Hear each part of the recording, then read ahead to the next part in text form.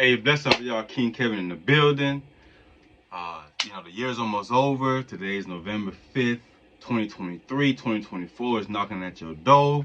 Whether you're ready or not, some of you may feel like you've accomplished some things. Some of you may still like you're trying to make this year seem to be a productive year. All right?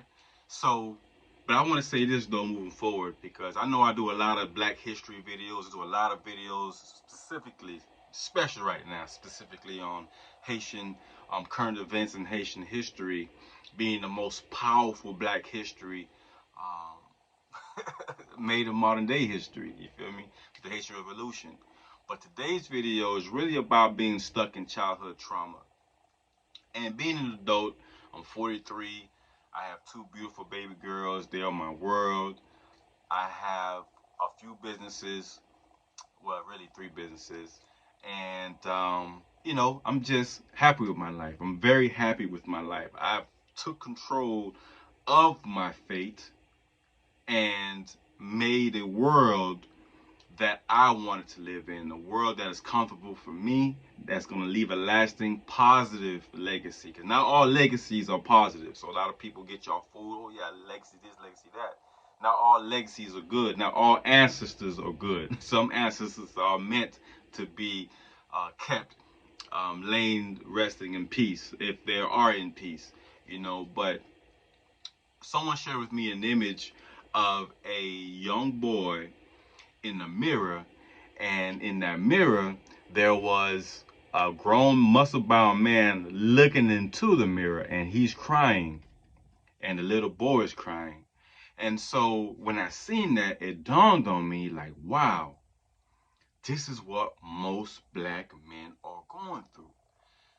We are strong in appearance, handsome, ambitious, you know, huge ego out the world, but we're stuck in this childhood trauma that we have never escaped, and our childhood escaped us because we was, pretty much just trying to survive. Trust me, I get it. If you ever read any of my books, especially my first one, Courage to Believe, Never Give Up, Keep Moving Forward, which is an inspirational autobiography, you see, I talked about my childhood traumas and what I witnessed. Not just things that were directly done to me, but things that my eyes were abused by what I witnessed. Women getting beat up on a bus stop, you know what I'm saying? My mom getting beat up in the home by her ex-boyfriend, or stalked even, almost killed her, her and my uncle. Those things were traumatizing. As a matter of fact, the thing that my mom went through when she was almost killed by a stalker of hers, her and my uncle, they literally almost died. I remember the hurt and pain and just wanted to do something to that man, but I was too young.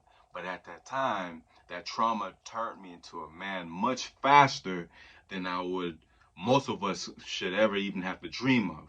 So just like those Mali warriors, the young boys in Mali, West Africa, who have to fight and train from boys to men at a young age, 13, 14, 15 years old. Same thing in the hood here in America, where young boys as young as 12, maybe even 10 years old, got to fend for themselves because they were abused physically, sexually, or by the system, being in handcuffs at an early age, watching their mom or dad or brothers. I mean, it goes on and on and on. So then I realized, so this is why so many grown men act like young boys, walk around with their pants sagging, can't speak a proper sentence, to save their life. You watch some of these rap interviews, Kodak Black, for example, and there's a NBA Young, whatever his name is, and these, you listen to them speak, they can't speak sentences, you know, and don't see a problem with it because they have the money to try to hide that flaw, if it is even considered a flaw. So you see why these guys act like young boys, why they cry at any challenge, why they hide or get high or drunk instead of facing the adversity before them. Because in everybody's life, we're gonna have some challenges. It's either you're gonna step up to the plate or hide with your tail between your legs. And I chose at a young age to step up to the plate because at that time I realized I had to protect my mom and my brothers and sisters. It was no more just going to school and coming home, to go play outside and drink chocolate milk and watch cartoons. Now it was time to make sure my brothers and sisters was in the house. They weren't outside in harm's way. We doing our homework, got the house clean before mom get home from work. And when mom get home from work, I made sure that she had a little something to eat because I understood that she was hungry after working and having to catch the bus at night. And it was just that's traumatizing, man. So we have to, as an adult, if you still going through regrets and still seeing your childhood pain all the time, you need to seek some counseling. You need to seek some help so that you can move forward in a positive way. Because if you don't, everybody in relationships, whether it's business or personal, your own children, you're going to put them in the quicksand and they're going to die and choke, including you, anybody who care about you. So don't just go to counseling or seek help. Don't just go ahead and watch videos like this on YouTube or just pick up books just to be reading them. Do these things with the consciousness of you wanting to be a better man, you wanted to be a better woman. And that childhood trauma just isn't obviously restricted just to men, young black men. There's also our women. Lord have mercy. The women of our life, our world today, our black queens, our black empresses, our beautiful black ladies, a lot of them have gone through some horrendous things because of what's between their legs and the demonic seeds that are in the minds of a lot of men. I can't say most, but a lot of men are very sick and twisted. So they're going to do whatever it takes to get your vagina, whether you are 8 years old, 5 months, or 15 years old. I just watched a video, documentary on, I think it was 60 Minutes or one of those crime shows, where this girl was only about 9 years old, and her cousin was allowed to live in the house, and he damn near killed her just so he could rape her. And they gave him a life sentence, but then since the boy was 17 at the time, they reduced it to 50 years. So I mean, I guess you could say that's a life sentence, but she has to deal with that trauma. And what she did to deal with that trauma, shout out to the sister for doing that up in Lake Worth, which is South Florida, Palm Beach, which I have experience hustling and grinding in Palm Beach.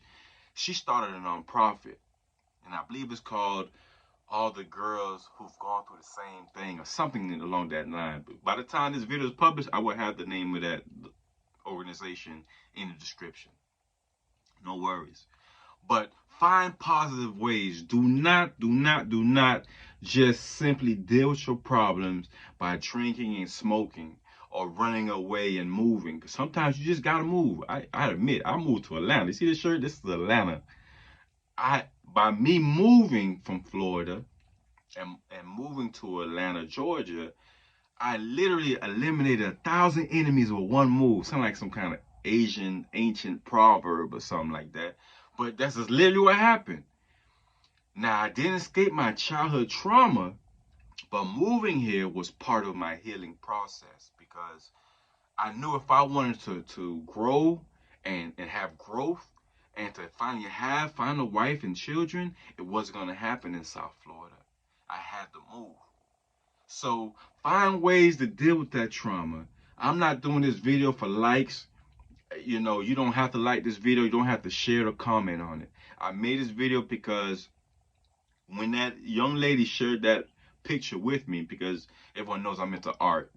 I'm not an artist as a painter, but I am a literary artist as in writing books and writing about art and pictures. I just had a big art show in Atlanta, October 6th, the Haitian art exhibit and food tasting, which was excellent, by the way. Thanks for everybody who's supporting. But I did that program and I started this video because I want to help other people solve their problems.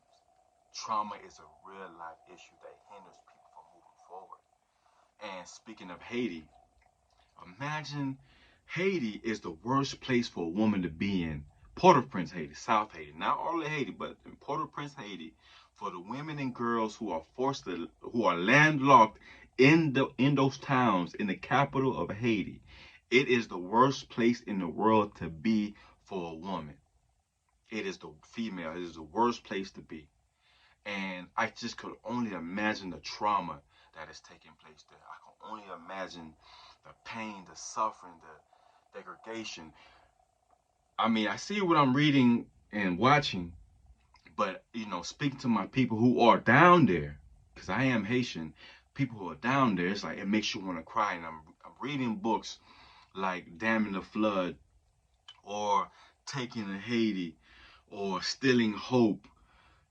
These books, man, it's like it makes you want to cry because it's showing you not only is that trauma happened in the past, it's happening right now and guaranteeing even more trauma in the future.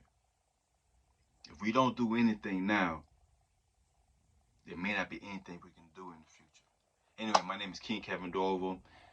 KevinDorval.com is my website.